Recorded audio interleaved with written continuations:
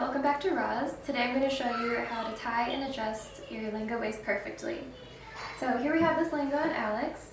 You want to make sure that it sits just below your natural waistline, but if you want it higher or lower based on if you have heels or what shoes you're wearing, you can also adjust that.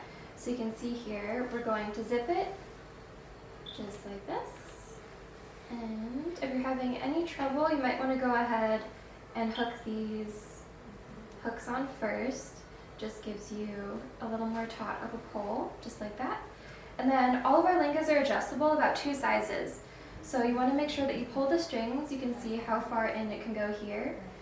So we'll go ahead and take both of those strings, pull them in to make it nice and tight against her waist. And then if there's any weird ruching or pulling here, you can just go ahead and even that out along this way. So just go ahead and hook this one again.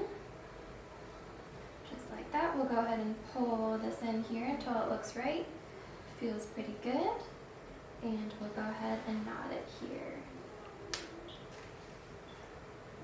For extra security, you might want to go ahead and knot it twice. And after that, you should be pretty good to go.